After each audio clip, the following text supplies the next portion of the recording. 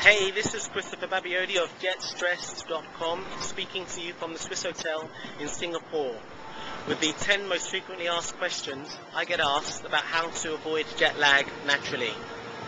Now I must warn you, all of my answers are going to be health-based and are particularly geared to people who fly often and therefore have jet lag as a kind of occupational hazard, you might say. They can be used by people who fly less frequently, but if you're doing a lot of traveling, you might want to take notes on exactly what you should be doing to stay healthy and jet lag free.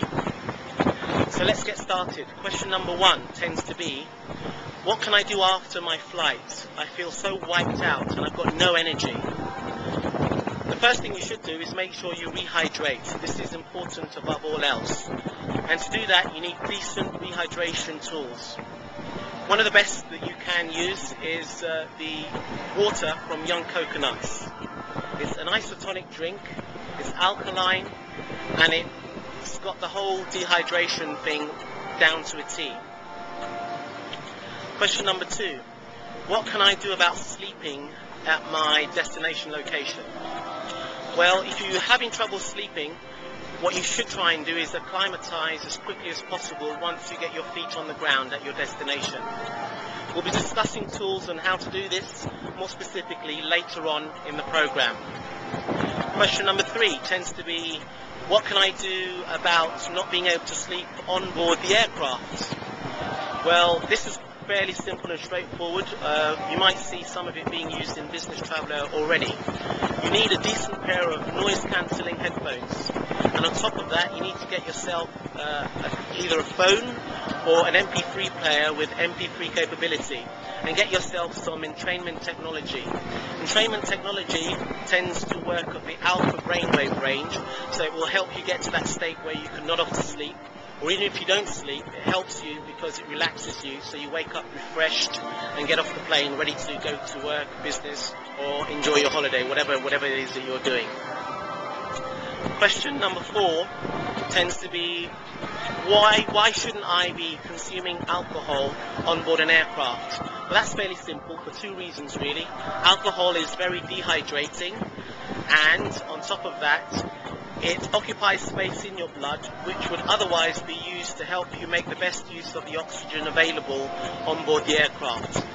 The important thing to note here is that there's little oxygen available on board the aircraft, so you're doing yourself a double disservice by consuming alcohol. And I give this information despite what airlines are telling you in terms of consuming alcohol in moderation. The 5th most frequently asked question tends to be, why shouldn't I drink tea or coffee?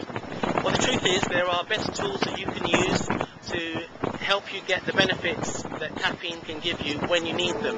On board the aircraft is not one of those places where you need those benefits, and on top of that, alcohol is demineralizing and it's also dehydrating and acid forming, so you want to avoid that as much as possible.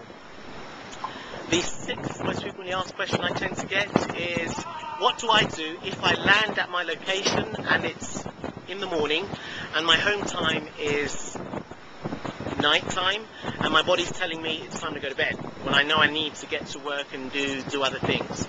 Well, here again you need to get yourself onto local time as quickly as possible. Once you learn the tools on how to do this, it will become part of your routine and you'll do it without effort each and every time. And then what you do when you get home, you use the same tools again to get you back onto local time. This is the easiest way to do it. I use it myself. It's quick, easy, and you can actually use an array of tools to get this same effect for you. The 7th most frequently asked question I tend to get is the threat of radiation real for people who travel often or people who travel anytime on board an aircraft? And the short answer is yes. Radiation tends to accumulate in the body, and as of today, well, as of now, we don't know of any specific way of getting rid of radiation, of eliminating the threat of radiation. So you want to make sure that you have some tools in place that help you deal with accumulating radiation in your body so you don't suffer the ill effects. Another question I tend to get asked is, what is safe to eat on board an aircraft? Well, everything is safe to eat, and there might not be much quality in some of the items, but the best choices that you have are alkaline meals and water-rich meals. Alkaline meals help you fight acid, which is really detrimental to your health on board an aircraft and on the ground anyway. And water-rich meals guard against you dehydrating, which is one of the first things that tends to happen when you get on board an aircraft. You only have to look at urine when you go to the toilet, and for it to go yellow for you to realize that you're dehydrating fairly soon once you board an aircraft. The ninth question I tend to get asked, is that right? Question number 9? I think it's number 9. The ninth question I tend to get asked quite frequently is, what exactly should I be doing overall as a long-term strategy to help me deal with jet lag? Well, the best thing you can do overall is to make sure you alkalize as much as possible.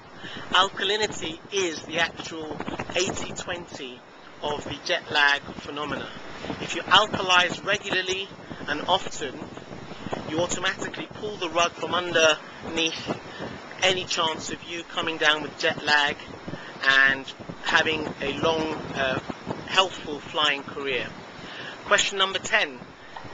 The 10th most frequently asked question I tend to get is, what kind of water should I be drinking on board an aircraft?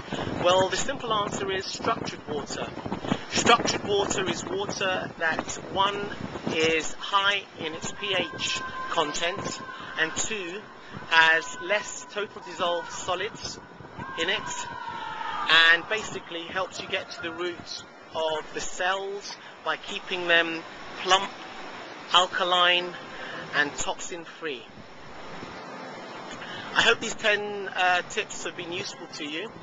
If you have any questions, please don't hesitate. Just fill in your email address at the bottom there and your name, and fire away. Ask me any questions that you want, and I'll get back to you as soon as I can.